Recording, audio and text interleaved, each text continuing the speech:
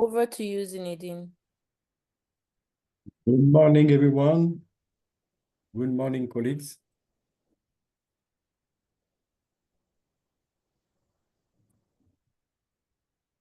So I think that we can wait 1 more minute in order to allow the people, the colleagues, to join this webinar. Thank you.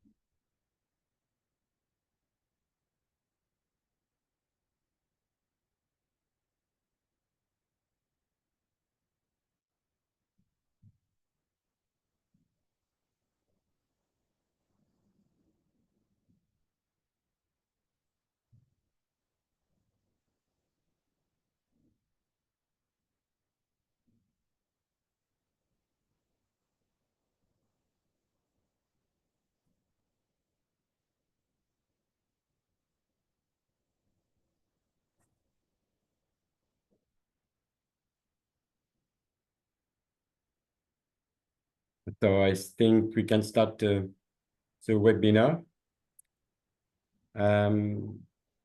Thanks for joining this OSL webinar on the strengthening preparedness and for OSL-related operation activities during a filovirus outbreak.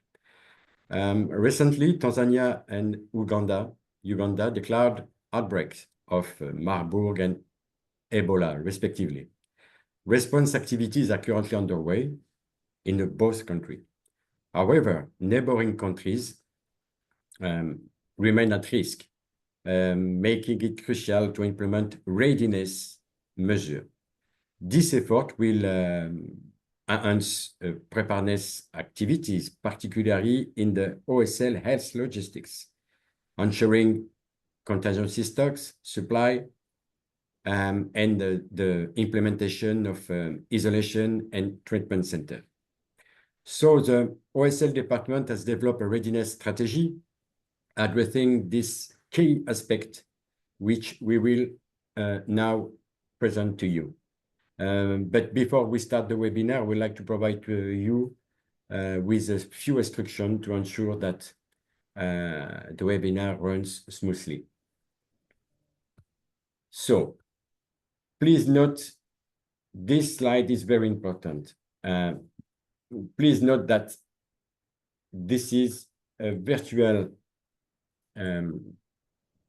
meeting, and the conduct of conduct to prevent and respond to sexual misconduct, including sexual harassment, abuse, and exploitation. Next. About the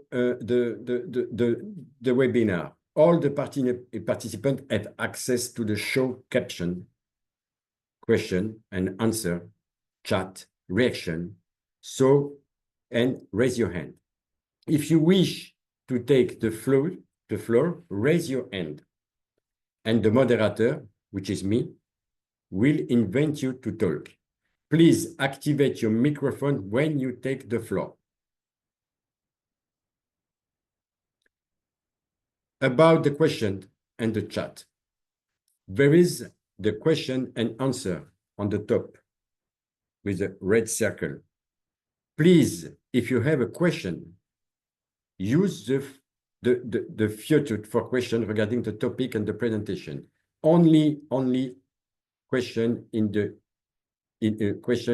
Q&A will be answered during the session. So if you have a question regarding the presentation, regarding the technical aspect, please click on the Q&A and put your question.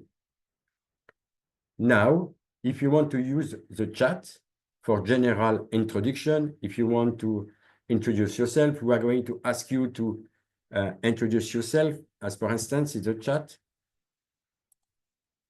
You can use the chat. But for the technical question on the presentation, on the webinar, please use the Q&A for any question. Next. caption. Click on Show Caption, and caption will appear on the screen. To close the caption, click Hide Caption on the right, so on the left. Show the caption on the right. To close it, hide caption. Next.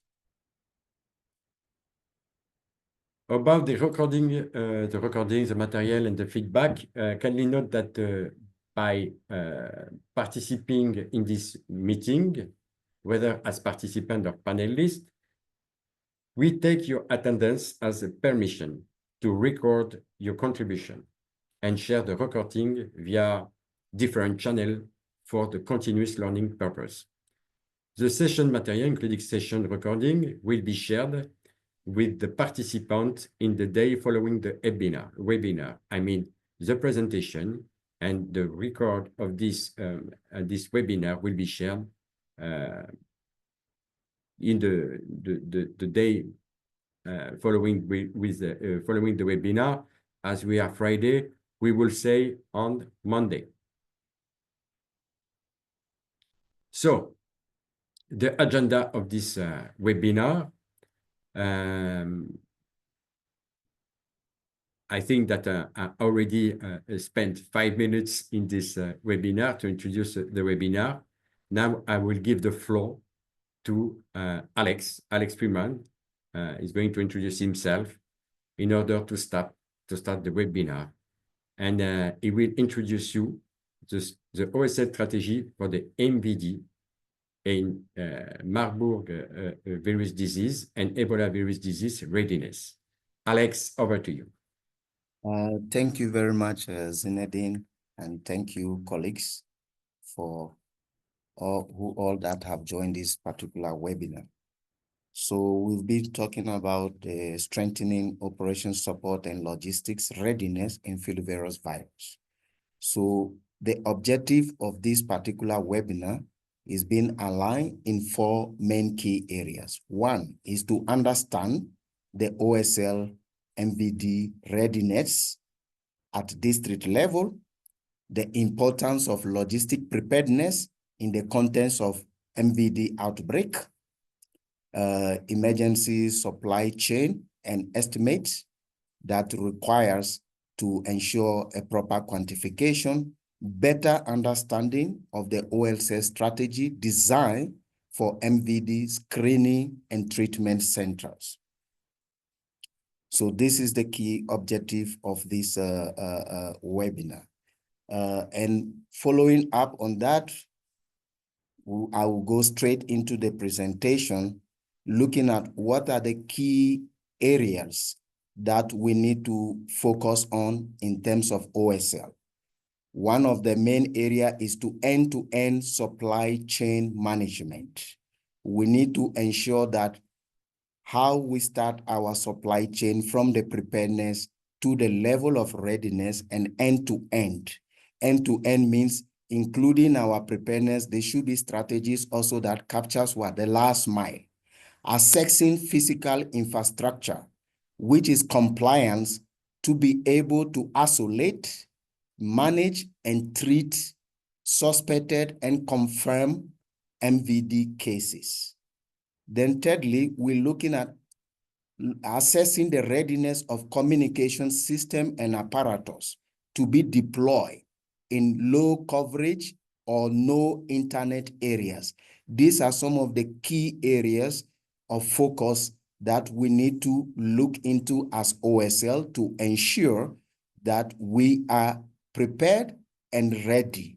So if we can look at the end-to-end supply chain, assessing the physical infrastructure and looking at the communication, because in deployment, we will also need to do to ensure that there is timely communication, especially this suspect can be in a very remote area. So the next area that we're looking at is what are some of the key areas you need to look into as an OSL, which is the very basic rapid assessment that you need to look into as an OSL. One, do you know your partners, the 4W? What do we mean by 4W? Who, what, where, and when? These need to be updated regularly so that by the time you have a suspected or a confirmed, you know who are your partners. And that will inform your resource identification. You know who is available, what they can bring on board. So that also inform your resource identification. And also, it also formulate into your funding sources, because other partners who, when the 4W also inform what some partners have to contribute, and that will play greatly on your preparedness and response, and then the funding capacity. And lastly, I will also look into the sample transportation, because in these suspect cases, you need to refer samples from one point to another point, probably to the main laboratory end. And in that aspect, you also need to do the assessment to ensure that there is a personnel which is being trained, which is being certified by IATA, that they know exactly what to do. So these are to ensure a proper packaging and transportation, not to send a sample to arrive at the referral laboratory and then it's been rejected because you don't have the trained personnel. So these are some of the key rapid assessment areas that you need to look into for this kind of OSL readiness and preparedness. Then we look into the other aspect we are clearly looking into is the overview of the MVD isolation unit establishment. We've emphasized on the supply chain. We've emphasized on the sample transportation, the funding. We also need to drill down into the isolation, because what are the key things we want to do? Immediate detection, possible isolation, and then to treat. So this isolation unit is playing the two major roles to be able to isolate and to treat. So we want to have a facility where a suspected or a confirmed case get quality care, which is quite compliance with all the biosafety measures, not just a building that is being put there and call it isolation unit. We need to look at the patient flow. We need to look at the WASH IPC. We need to look at the energy aspect, the full compliance of this isolation. And in doing that, we need a design which is very much compliance with biosafety, which the OSL team leads on that aspect to support the case management and other pillars to ensure a proper management of suspected or confirmed cases. And this provide optimized patient care for either it be a suspect or a confirmed case. So in that state, we come to the point, why do we talk about a treatment center? And you see that we've listed a few bullets on why should we actually look into a treatment center and why should we talk about a treatment center. Those are some of the key points which is being listed there. It is allow safe provision of care. It gives a lot of steps, correct design. So there's a lot of flow that you need to follow when we come to a treatment center. So these are some of the key points that you need to look into when you are actually talking about a treatment center.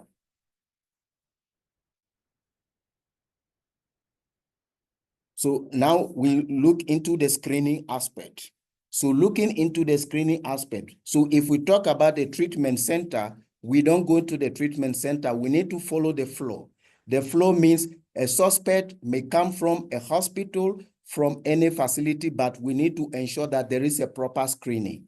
And what's happening in most of the facilities is, if we talk about the screening, it is not just a matter of taking fever and a thermoscan or the patient or the suspect. We need to have a proper setup for the screening. A proper setup is a proper waiting area. There should be a dedicated toilet for the people to be seated or to, in case they want to use. And then we have the screening, and there is the entire flow for those that meet the case definition. Where do they go for the temporary isolation and to the point of treatment, and the referral, which links to the ambulance to be referred to adequate and proper treatment facility where they will take their treatment. So if we talk about a screening site, what the key takeaway home on this aspect is not just a shelter. There are minimum requirements, which as OSL, we need to ensure in the design, in the flow, that these minimum requirements, especially in the concept of MVD, are in place, because a suspect can turn out to become a confirm. So in this case, you don't expect that everybody is using the same toilet at the same time while they are waiting. So you need to have that a clear distinction to ensure that there is a clear no breach of IPC or breach of contamination during these screening processes.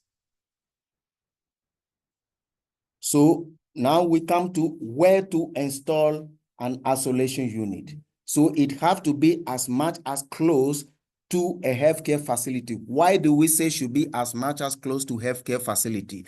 To leverage on some of the resources that is already in that healthcare facility in terms of water supply, because if you come to Marburg, EVD, you need minimum 100 liters plus per patient per day. So to have all those facilities, existing facilities play a major role. And also for staff, you may also utilize some of the staff over there. And again, it also plays a key role. It is a facility that is already being known, that the people already comes there. And most of those cases may also be detected from that facility. So it also plays a major role to minimize your patient referral from facilities that detect from the screening point to the facility for treatment. So what are the OSL key strategy to ensure that we are able to meet that? So the OSL have it 5S. So the first S is talking about the infrastructure, which is the structure to ensure that we have a compliance biosafety infrastructure. The next, we are talking about the supply. As I mentioned earlier, the end-to-end, the quantification, and also to look at the models that we have for MVD isolation unit, the 6 days bundle, the 6 weeks bundle. So there are different bundles that we have in for preparing and readiness for isolation unit. Then we need to look at the staff identification. You also, in your readiness and preparedness, we don't leave this only for the medical team as OSL, who is your health logistician, to ensure that this isolation unit is properly designed and deployed timely. So you need to look at the staff, their availability, if they are trained or not. Then you need to look at the systems that you are going to use, a clear SOP and guidance. Because with all this staff being trained, there should still be a guidance, a clear SOP, part of system, chain of communication to avoid confusion. And this actually happen in terms of emergency where everybody is busy. So we need to set up the system. And to conclude on that, we look at the security aspect. The security aspect covers a whole broad area.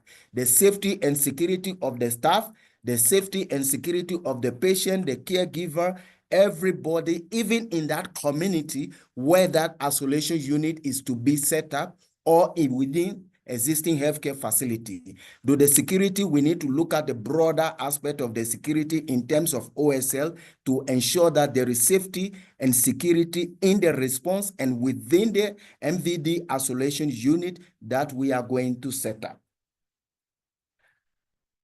I think Mamadou will take on this floor. So I hand over to my colleague Mamadou. Thank you. Thank you very much, Alex, for this details in terms of how to prepare to respond to MVD EVD outbreak. As he has mentioned, as he has mentioned, we are going to work on the 5X strategy. Okay, meaning we have to try to schedule our response in terms of timely. But while we try to devise this preparedness, this 5S strategy in terms of 6 days bundle, 6 weeks, and also 6 months, even 6 years.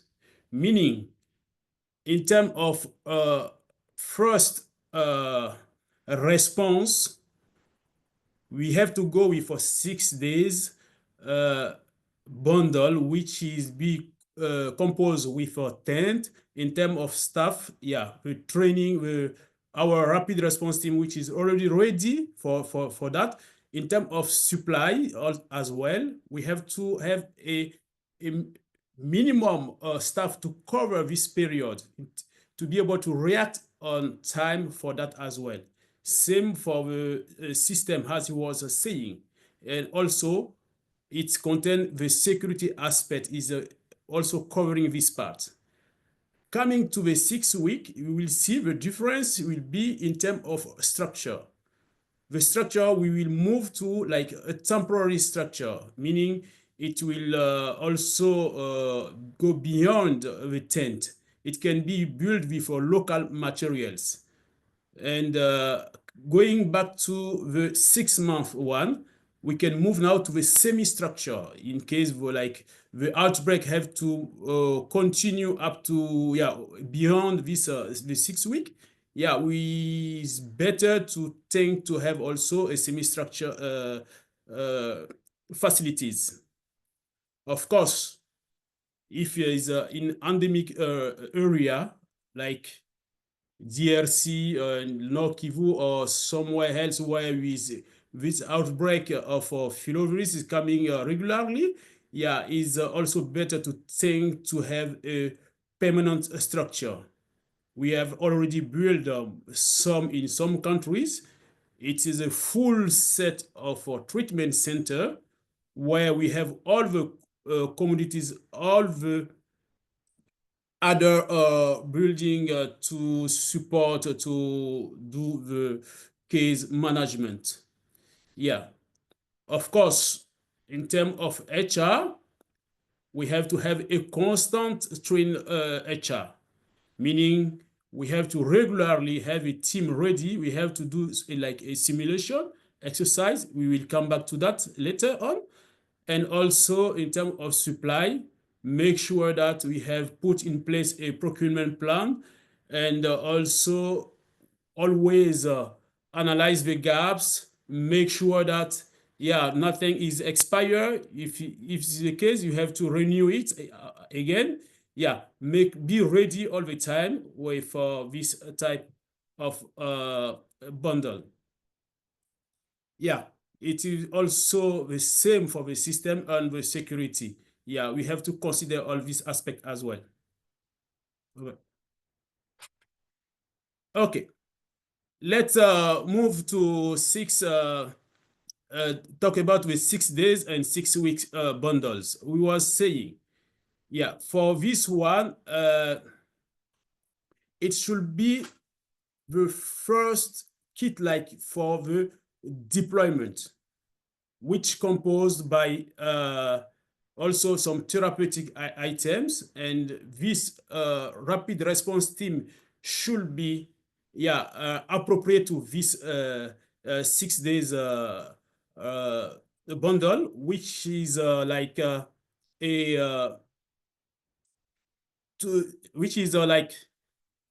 package ready we are able to move with to respond where the suspect case will happen. Also, it can come to the case where we are going to set a new semi-permanent structure, of course, with local material, and we can also see where the epicenter is and try to see how we can extend it with local materials. And it can move also to go to decentralize the approach as close as possible to the affected areas. Okay, now the 6 week bundle, we will see it in details together, as it's going to cover more patients for more durations. It will be a same strategy with 6 days, taking an account to be always closer to the epicenter, and able to also cover all the aspects, as Alex have said, to be able to isolate, to test, and also to manage the confirmed cases. Okay, talking about the treatment center. You know, the treatment centers, we have many types of disease. Now we are talking about filovirus because this one is like a specific one. As the mode of contamination is different with other disease, we have to play with some kind of measure to reduce the risk of contamination for staff, for patient as well. You will see here a diagram, a layout where we have red and green. This is some model of a treatment center. The green part is some low risk where we have the low risk area, and the red part is the high risk area. And of course, it respects some kind of a flow for staff and also for patients. Out of that, we have more other components, which is very important, like here, the screen to be able to assess, to have a view on the patient being in the green zone. It also have other advantage, yeah, for having this type of structure. We will not go in details, just to let you know that the layout have to respect in some kind of structure specifically for filovirus. Next. Okay, I take the next slide. Building on the facility and also the readiness, as my colleague Mamadou have shown you, the big design and everything. I don't know if you have actually observed on that big design, you can see that the design have 21 thematic areas. So it is quite a detailed and complex design which looks into all the biosafety. So we will share this presentation, but you can see that it have 21 clearly thematic areas that need to be considered. That is why the OSL, we are saying that to have a compliance. So this will also lead you into the compliance. Next slide. So now for starting, as we say, readiness and preparedness. You might not need a 50 bed, 40 bed, 12 beds, but what do you need to have to start?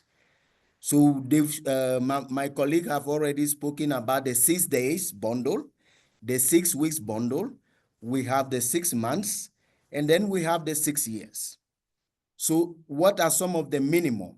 So there is this design also being supported by our HQ colleague, which is the 4-bed units.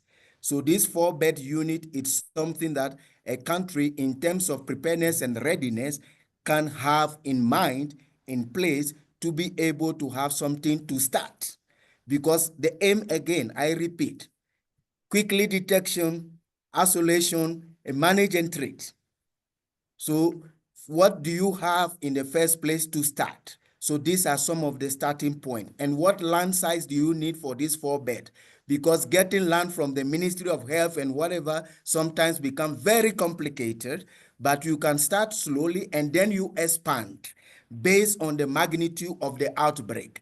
So here we are looking at 38 by 36 meter square of land.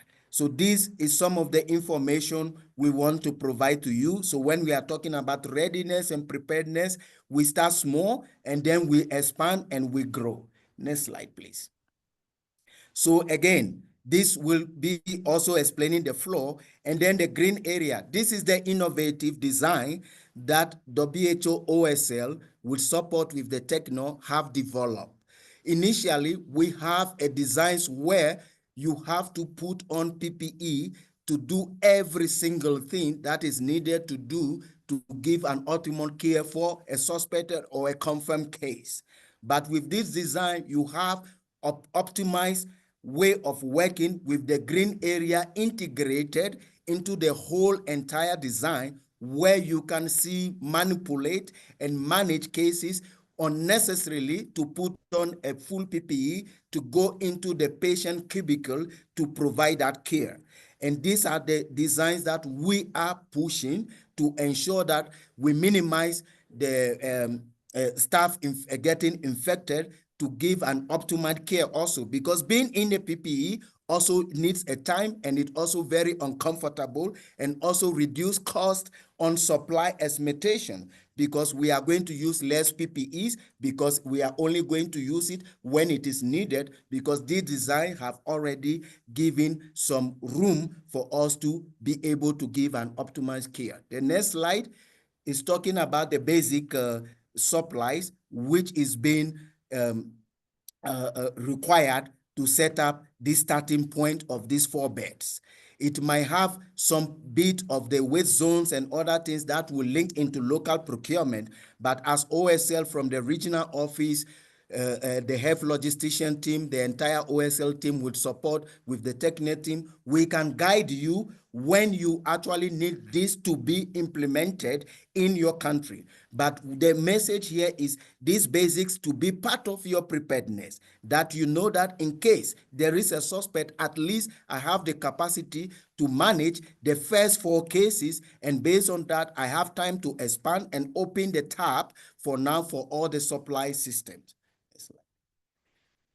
So this is also building on the same design as my colleague Mamadou have talking about, and then the supply bit of it and what you need, a bit of details of everything. But just to click to show you this, it's not opening. So opening, just 1 minute. Coming later. Yeah. Double click. Okay, so we move on to the next slide, which I will pass on to my colleague Mamadou to take you into the essential estimator calculator, because all these supplies that we talk about, how do you identify those supplies, calculate them? So there is a tool design, which my colleague Mamadou is going to take you through how you can manipulate that tool and to be able to come out with some of the essential materials that you need to be able to manage, and also to have to, in terms of procurement, planning, costing, to lead to your response to the infrastructure design. So Mamadou, over to you. Okay, thank you very much, Alex. As he said, yeah, after having your strategy, now you need some of supplies to be prepared and be ready to use them. We, out of the 6 days bundle and 6 weeks bundle, which is content, PPE, medical item, shelter, lab, and consumables. Yeah, some of countries also will need even more than that. That's why we can use this a calculator to estimate based on some indicators for your area to be able to quantify them. Next. Okay, can you go through this calculator? Go click to the link.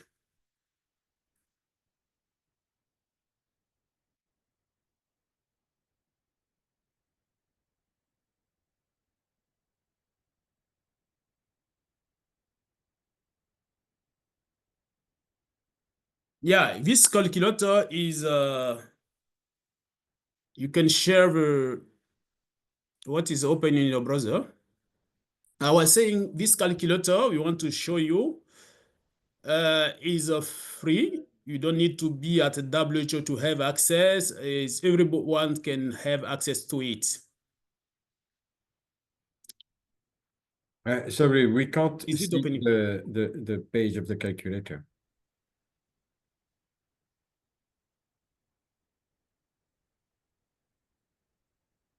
Okay. Okay, thank you very much. Yeah. I was saying this calculator is going to be available for everybody. You will see on the top left, we write essential item estimator tool. And you can see Marburg and then treatment center. Okay, go right.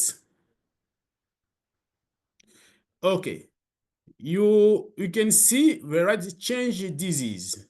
It's because we have select, you see, Mabu have been selected. That's why you have seen it at your left. Now, let's maybe go by on Ebola. Okay, you select the disease. And now you have to change also your intervention because here is for treatment center. Okay, let's keep it for treatment center because we was talking about treatment center. On top, the first one is already selected. Good. Now, meaning you have now to give information to the calculator. You have to do some input to be able to for the calculator to give you the necessary item you need. You want to quantify. First of all, they are asking the total number of beds. Your treatment center, how many beds you want to, the supplies, you want to quantify it to how many beds. Now you can move the number to the dedicated number of beds. Let's say 12, for example. 12 beds. Then, for which period? The period can be in day, it can be in week. Let's say, okay, 6 weeks already there. And then, in terms of human resources, okay, before that, you have other component you can also select. Do you have a blood transfusion service? If yes, you can tick it. If no, you leave it. Generally, we don't have it. Intensive care, yeah, let's say yes. Okay. How many bed for intensive care? We put 12 bed, let's say 4 bed for intensive care. Okay. Do we have an obstetric emergency service? If yes, you can tick. How many? Let's say, okay, 1. Okay. Now, in terms of human resources, okay, you have also to choose between the number of staff at per shift. Let's put, for example, 12 staff per shift.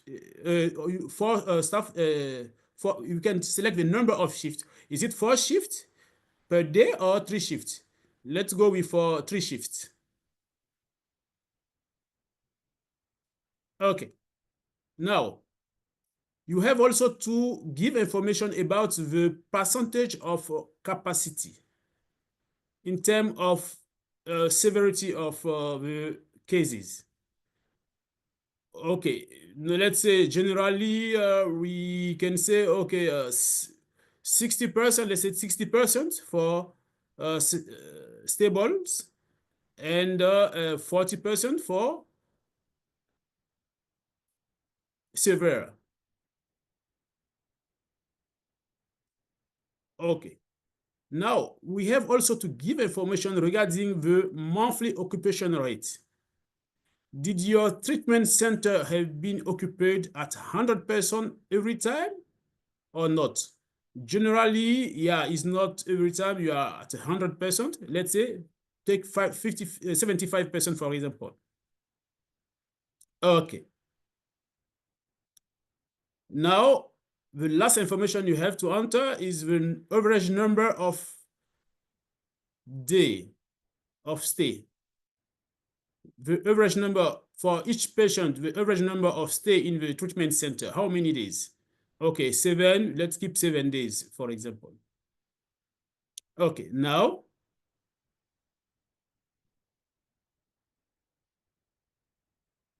okay, go down.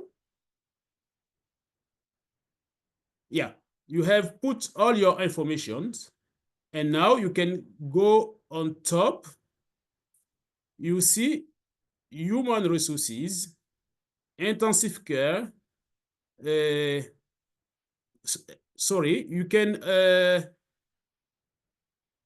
you can go on PPEs, wash, logistic, all type of item this calculator will calculate for you. If you want to see the require PPE for this information we put for this treatment center, you can click on PPE. Then you have all type of PPE with the number, the quantities. It's having calculated. You can do it for biomedical item. You have to select it as well. For medical devices, you have to click and you can see all type of medical devices it will propose to you. Okay, again, this is a calculator. It's doing some estimations. It's up to you to practically on the ground what will be the real need. What all you have to consider also what you already have on hand. You have to forecast and now pull out what is your real need. Here you have is this estimator tool is for many diseases. You can go back, you can where you can select the disease. You can play like this for different type of disease emergencies. You have diphtheria, cholera, mpox, and so on and so on. Okay, let's move to other slide.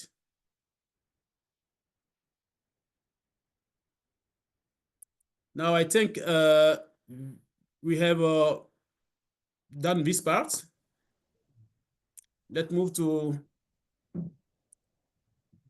the next slide.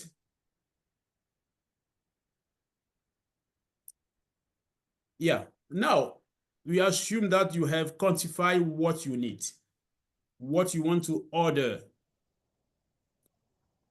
It can be the 6-week bundle, it can be the 6 days bundle, it can be also what you have pulled it out through the calculator. Of course, you have to revert to supply team. But before to revert to supply team, you have to prepare your order. You take your order form, you have to put some informations, like to list all the items you want. For 6 days and 6 weeks bundle, we will share with you the list of items. Of course, the items are not for free. You have to share a pateo. Of course, where you are going to ship it, meaning the consignee address. This request have to be approved, and the delivery date, the estimation of delivery date is about 6 to 8 weeks, but it can be even less. It depends. We have to give all this information for us to be able to prepare your order. Next. Okay. Again, your order, you have to place it on time. Most of the time, what you are seeing in the country, they're just waiting when they start getting an outbreak somewhere. Yeah, they start placing the orders. No, as Alex says, and as you are talking about our strategy, we have to be prepared. Meaning for supply as well, you have to prepare your supplies ready to be used. Our supply team is here to support you. As soon as you prepare your order, you revert to him. At Nairobi, Alex, at Dakar, Gilbert is here. Nairobi, it's Sierra Miguel. Now, you will see through your items, some items should be purchased internationally and some should be purchased locally. You have to separate this one as well to allow your procurement to help you to procure what should be procured locally. You will see most of some dangerous items. It's better to procure them locally and other items. Okay, if you have also a time, if you have also time, you can pass through GSM as well to place your order. This is possible. For example, what you have been putting out through the calculator, you can procure them through GSM as well. Is other place where you can order. Next. Okay. Okay, I will leave this part to Alex to continue with you for on a rapid response team. Yeah, how to intervene in case a suspect case. Over. Thank you, Mamadou. And now I will take you into the role and then the responsibility of rapid response team. What is OSL role and functions within the rapid response team, and what we need to look at as OSL to ensure that we are part and parcel of the rapid response team. For practical essence, I have been in a couple of countries and I see that there is already deviation in the numbers of the composition of different rapid response teams. Some countries have 5 people and they call it rapid response team. And you find out that this rapid response team is only comprised of teams of surveillance and a lab technician. There is no logistician in this rapid response team. So the first thing is to identify the key different functions that you need to have a comprehensive rapid response team. And OSL is not to be mixed out on these particular key functions. That is one of the key things we need to do in terms of preparedness and readiness. If there is a rapid response teams in the country, what is the composition? Look into the composition and see is OSL part of that rapid response team. If not, OSL need to be integral part of that rapid response team. And from there, we need to have a clear contact and database. You have the people, but you need to have a clear contact and database. This is what happens most of the times. We have a rapid response team, and if we need to deploy rapidly, the people are not there, or some of them are actually no more in the country, but the database is not being updated. So we need to ensure that the database is updated with contact lists, that email and telephone that we can easily reach. And from that aspect is to continue with the refresher training. Do we have trained staff? We have attrition of staff, people leaving and not coming back. So we need to ensure that even though if we conducted some training 6 months ago, we need to continue doing refresher training to ensure that in our database for rapid response team, we have a trained staff ready to be deployed in case of what? Outbreak of an EVD, filovirus virus, it be Ebola, and so on. And during that training, what are some of the things we need to look at? We need to ensure that there is a practical simulation. And this practical simulation is not only about the data management, it also have to include the OSL practical simulation.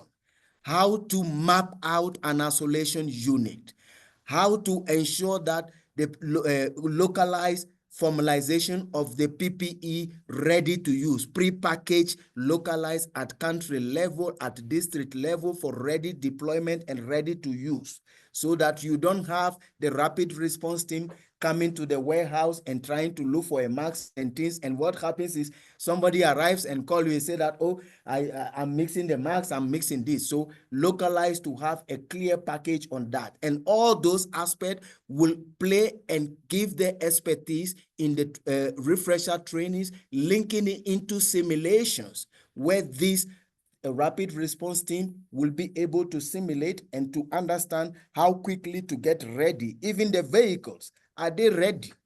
Are they fuel? Is the driver license have expired? Some of those things, we don't look at them and we only detect them when we are ready to respond. So these are some of the key areas we need to look into.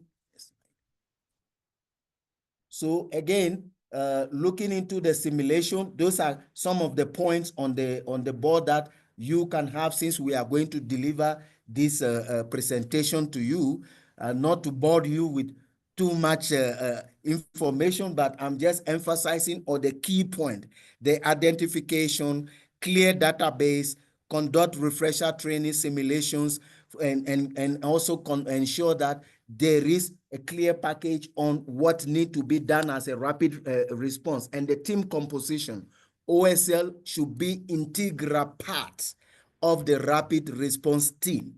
And I'm very aware that some of the countries doesn't actually have a health logistician, but the MOH may have, other partners may have, and so you need to identify those resources and to ensure that they play part of the entire rapid response team, which is linking to also having understanding of how the bundles work, the 6 days bundle, the 6 weeks bundle, so that when they are deployed and to be the ones that is being exposed to take on these responsibilities in terms of implementation, they know exactly what to do. So yeah, this is more of the team, how to go for the investigation, reinforcing the cross-cutting collaboration. Again, as a rapid response team, as I was emphasizing, is the cross-cutting collaboration. We need to ensure that the key pillars are part of that rapid response team. But here we are talking OSL. We are not going into surveillance. We are not going into lab. But whatever the lab needs will come from OSL. They will need to have what? The sample to be transported. They need a laboratory kit. So the rapid response team, the OSL supply, the OSL planning, and the readiness have to ensure that all that is ready, because as you deploy the rapid response team, probably it's a suspect case, sample will be taken, it have to be referred or shipped to a referral laboratory for it to be tested. Do they have the adequate PPE already prepackaged? Do they have the sample collection ready? Do they know exactly what to pack to make sure that the deployment becomes swift and ready? So these are the most of the things. And also maintenance, ensuring that sustainability, not an event that because the outbreak have subsided, the rapid response team is no more active, and then when there is another outbreak again, we start looking for new people to come. It becomes much more expensive and also impact on the lead time of the deployment, and also to be able to detect swiftly. And OSL is a backbone to make sure that all this happen. And for all this to happen, if we are not part, an integral part of the rapid response team, there will be lapses in these operations.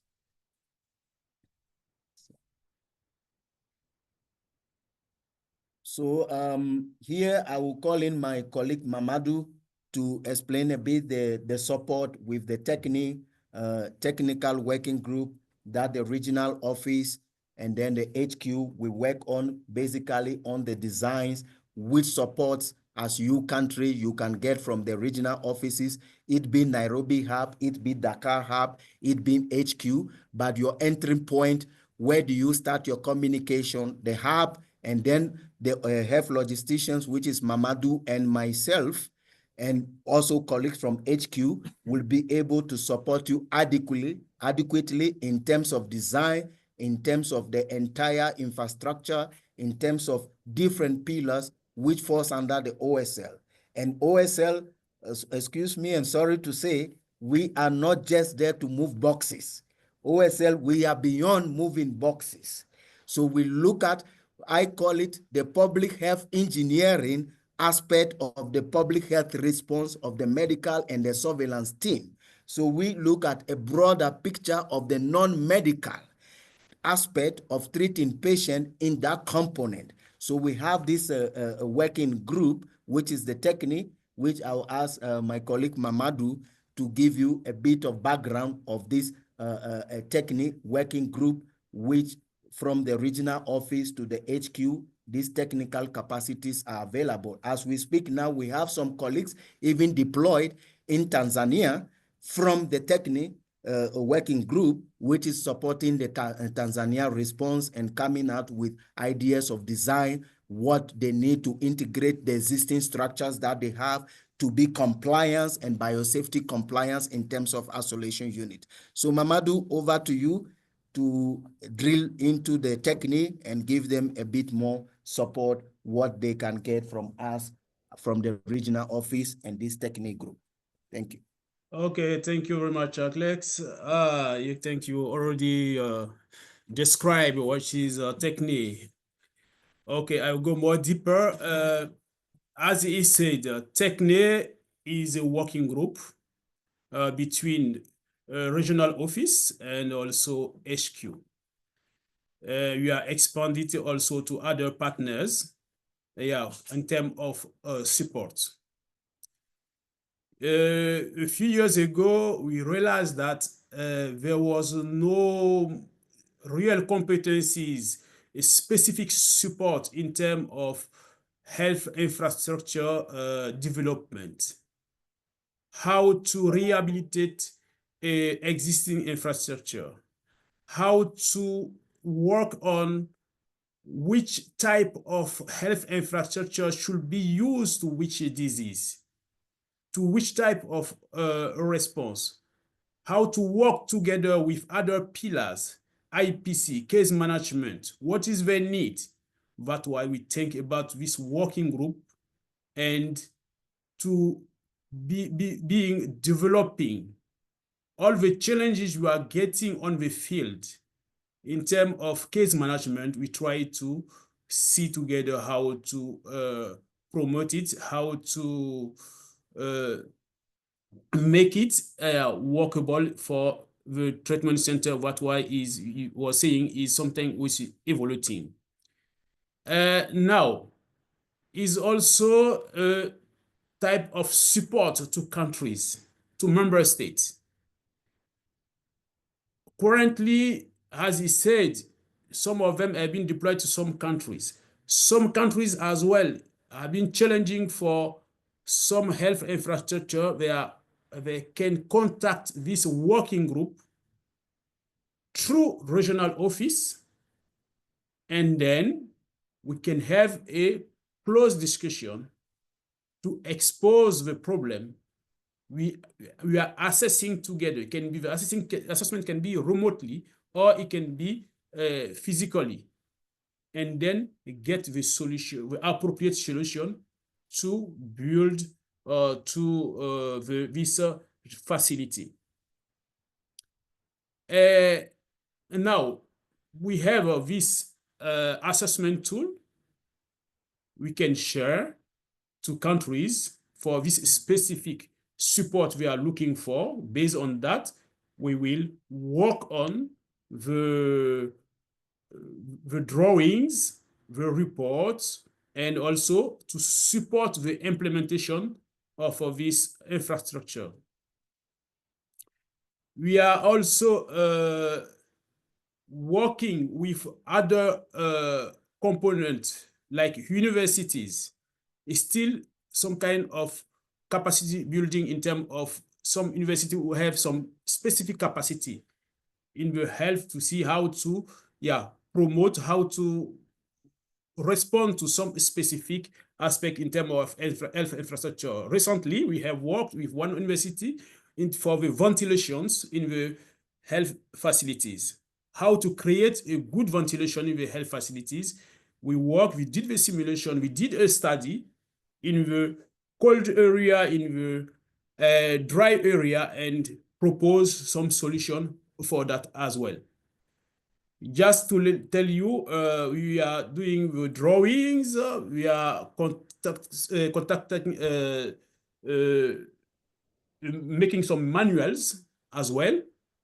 We are editing new manuals for some specific disease. Like currently, we are reviewing for cholera manual for treatment center, also for filovirus, hemorrhagic viral fevers. We finished for mpox. Again, a very new challenge. We are trying to work with other pillars and see how to pull out the appropriate guidance for the health infrastructure. Next. Okay, thank you, Mamadou. So now we will be looking at the actions, the way forward, and what we need to do. But just to emphasize, to echo, so you don't leave this webinar thinking that the OSL, the health logistics is only about infrastructure. We look at all the non-medical component in terms of green energy, in terms of the biomedical, in terms of the cold chain that you need capacities for your vaccination campaigns and so on. So the list is quite long. So please, we urge countries to interact with the two hubs, Nairobi and Dakar, to benefit from this technical aspect. And please don't shy away when a country office or the MOH requests for this technical support. If you don't have that capacity in country, we are one WHO. Rely on the hubs, rely on the HQ. Through the hub, we will be able to support you. And some countries have actually been a beneficiary of this kind of support, and we are expanding it to all the countries on this call. So from this presentation, now what are the key actions to be undertaken by countries? We have listed here 7 from this presentation. So we also want to look at what? The POEs. We talk about the screening, we talk about other points. If we talk about screening, it's not only at the health facilities, we are also looking at the point of entry, either it be an airport, either it be by land or by sea, and we know that we have porous borders. So the minimum requirement that we are setting up in the healthcare facility for screening should be the same, either it be land crossing, be a border point, or by a sea point or by water point. So we need to ensure that the screening, the triage point meets that minimum requirement, and we need to ensure the readiness of what we need to set up quickly a screening point. Availability of staff with IATA certificate. This certificate expires. We have staff that have a IATA certificate, but they are not even aware that their certificate have expired. So we need to also to ensure that readiness. So that is why I mentioned of the database earlier. The database is not just the staff and things. They are key technical component we need to follow. Okay, the lab guy, the OSL guy who will be doing this thing, how far is the IATA certificate? Or do we have anybody? So all those aspects need to be looked into. And if you don't have it in country, this is a capacity that we can build. The country can propose and then to contact the regional of hubs, and we will be able to provide you that technical support. Either it be virtual, either it be in country, to give you that technical expertise. Availability of PPEs. We have the design VHF 500 kit, which is talking about 10 patients, 10 days. So this kit is already designed in minimum, and that kit is only mainly looking at the PPE. Do you have that? If you don't have it in country, why don't you think of having one now? Because it is not tagged to a specific disease that it is MVD, it is Ebola. PPE is a cross-cutting resource material that is being used for many other infectious diseases and even for universal precautions. Then availability of treatment center. I cannot emphasize more on that because we've talked more about it already, whether it is available, whether it doesn't meet the compliance. Those details, we need to look at it. The trained personnel, I cannot emphasize more on that. And also integration of logistics, OSL, within the rapid response team. So these are the 7 key areas that we are looking at to see that countries from this webinar, how we can further take it up to discuss and to ensure that we get this component ready in terms of our readiness. However, we are also planning another webinar in the coming weeks where we will be able to go much more into details dealing with OSL team, because one slide is a whole topic on its own that may need a lot of time, where we can go into some do a deeper dive in some of the technical components. So this will be coming up so on. So I think from our side, the technical bit, the presentation is almost finished, but these are some of the lessons learned. Choosing sites of your treatment center. We shouldn't be having the white elephants in the middle of nowhere. In the beginning, look very nice, but we don't have value for money. so that at the end, when an outbreak hits, what we see is the picture on the far right, just an empty concrete slab, nothing is being there, unless it is incorporated into a proper decommissioning plan that we said, okay, we are going to decommission, keep in the warehouse, and then quickly to be able to deploy to reset them up if we have done the vulnerability risk assessment and say leaving it, maintenance is going to be a challenge. But other than that, we need to ensure to have value for money, that whatever interventions we are going to have, it should be there that we can build on it for next response, next interventions, but not to be having these kind of pictures, which sometimes is very heartbreaking. It's like we keep reinventing the wheel from time to time, going back to do the same thing that we have done a couple of months, sometimes even months. It's not even a year. Next slide.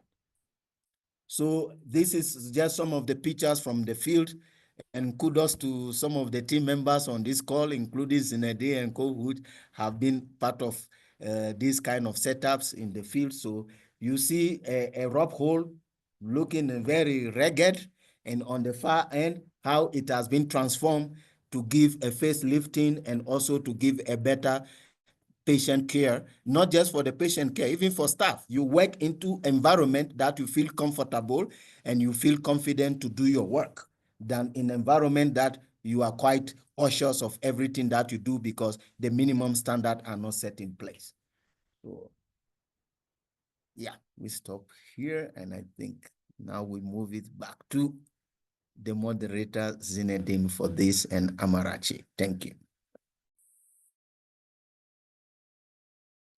Thank you. Thank you so much, Mamadou, Alex, for this presentation. Now we are going to see if there is some question. I've seen during the webinar that there was some question that have been already answered. But if no, for Lois Ihungi, there is a question for you, guys. I don't know if you see the question. How does OSL help in the current shortage of professional human resources during VHF outbreaks in order to have a cohort of staffs to work in a treatment center, while other healthcare services are not halted for lack of staff? Over to you. Okay, let me take this up and then Mamadou can come in. Yeah. This is a structure reform. A structural reform is where is OSL positioned at the country offices. Sometimes very thin, sometimes never at all, and sometimes we don't even have the adequate OSL. You have a travel and protocol officer being placed to do the role of OSL. So the reform starts from the country level to ensure that there is a dedicated OSL at the country level. Mm-hmm. And also, this also informed to the rapid response team. Are we integral part of the rapid response team, which is not specifically WHO or MOH? Partners can be part of the rapid response team that have those capacities, or as an OSL. And based on that, we will see which skills that they have or which expertise they have, and we can build on it with the refresher trainings, whether it be online or face-to-face. Mm-hmm. So this have to start with the structural reform. Where do we place OSL in the whole entire structure, not only limiting it to MVD, because OSL is cross-cutting. We support all interventions, either it be an outbreak or not be an outbreak. We are there to support all the interventions. So this is, I like this question very much, because this is prompting how for us to now to do what? To do the témoignage, to advocate for OSL into the country offices. Because I don't want to mention some countries here, we even train an OSL for the response, and ensuring that this OSL is being kept at the country level to minimize costs, to like deploy international staff from time to time. But immediately the outbreak is over, that OSL contract is terminated. It's not being seen as essential or integral part of the EPR in general at that country level. So to start with this response, it should be a structural reform, and this structural reform, we need to do the terminals to advocate for this OSL. There are tools, there are training online, there are physical people that can come into the country to build the capacities. But the first place is to identify the people and how can we retain those OSL teams. Identification is one thing, but retention is another thing. So if we can work on the structural reform and talking about the retention, identification of the people, the capacity building is less of worried for us because the tools, the human capacity, the resources are there to train those people and to make sure that they come to the level of every one of us, or even much more better, so that we build a stronger OSL. So over to you, Mamadou, something to add on it. Okay, I think I don't have much to add, but what I can say, yeah, we have another way to also inform countries what is OSL. I'm sure many countries are limited OSL as procurement, as putting as supply. I think this webinar, I'm sure that many participants realize that OSL is not only to place order, to get supply and send to the last mile. Is also other functions. You see, they see also in health logistics. Many people was even know if health logistics was managing samples. I think all these information in what OSL is able to do, what OSL is doing, what is OSL, the head of countries should also know. Being informed, being knowing, I'm sure when I was deployed, what we have been done, they realize, even partners will realize, all this one is what OSL is doing. They was not aware. I think it can also push to conscientize the country offices to consider OSL and put them in the plan, in the HR plan, to say, okay, it should be a big part of the team. Yeah. Okay, thank you. I would like to add something on your comments, Guy. It's that, first of all, 70% of an emergency is logistics. 70% of an emergency, it's logistics. It's a fact. It's a fact. The second thing is that regarding OSL strength is that we have three functions: supply chain management, operation support, and the health logistics. We are now in the health logistics. This webinar is related to the health logistics. In these three functions, we have 22 different professions. 22 different professions. So I will say that the richness of the OSL is here, and we can support all the countries of the region. And the third one is that we can, I would say, Alex in Nairobi for the East and Southern African countries, and Mamadou for the West and Central African countries. We are here. They are here to support you. If you have a question during an outbreak, if you need some support, don't hesitate to contact them. Thanks a lot. I would like to check for in the caption. I've seen that Miguel would like to answer a question. Miguel, are you here? Over to you. Hi, thank you. In fact, the question was a bit long to reply in the chat. So this is case by case, because in some airports you can find a place just to isolate somebody. In other airports there is nothing to do it. Maybe you can put a temporary shelter. But yes, cannot be given an answer for all the cases, but depending on the context. Yes, but this is true that this is something that have to be improved because most of the borders can be a potential enter of the people that can bring the disease. So it's something to be reinforced, and logistics have to take care of these points of entry. I don't know if Alex can say something else. Over to you, Alex. Yeah, thank you very much, because point of entry is very key. So airports, we normally have what we call the port health. So most international airport has a port health. But how are we integrating the proper flow into this port health? These are areas that OSL at the country level can contribute into the discussion, into supporting, to make sure of aligning some of this port health to ensure that when there is an alert of these infectious diseases, especially countries which is close or proximity to those borders.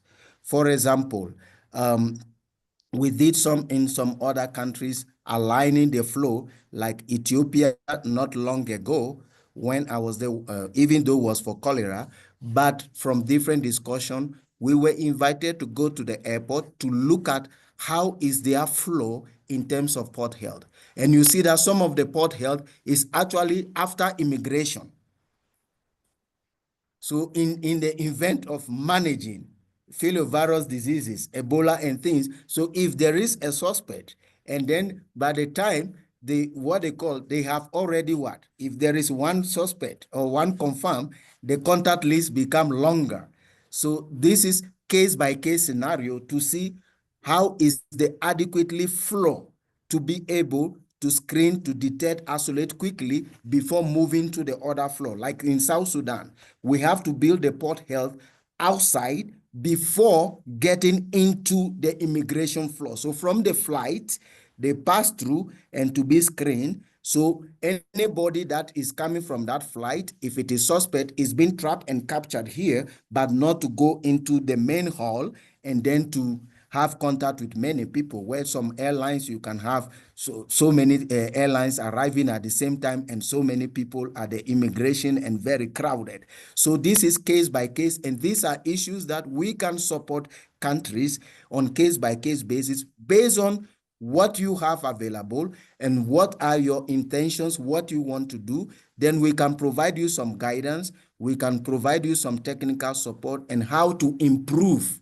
on it, not to impose, but to suggest for further improvement to improve on the IHR 2005 port health regulations. And areas where it is land crossing or porous borders, especially in the context of Africa, we need to ensure specifically that the minimum is being set up. And if I mean a minimum, there should be a holding site. I suspect, I hold, I call for the ambulance. There should be a clear referral pathway. And this is what we talk about systems. Systems means there's a clear SOP and the system is functioning, not just a documentation, but the simulations will help to make sure that those systems are actually in place and they're actually functioning. So you need to hold. So by the time you hold, in case I'm there and I want to ease myself, do I need to go to use the public toilet over there? Then which means I'm going to propagate. So again, as in the presentation, those minimum, the very minimum to hold and to have the very bare minimum should be available at that stage and have a clear referral pathway that is robust enough to be able to come and pick and take to the ideal isolation unit where further investigation can be conducted. Thank you. Thank you. Thank you very much, Alex. The time is running now because we have another webinar. I would like to summarize quickly, colleagues who attend to this webinar. I will say that there was 3 parts in this webinar. Technical one with the treatment center and so on. There was a second one regarding the order request, how to order all the items and so on.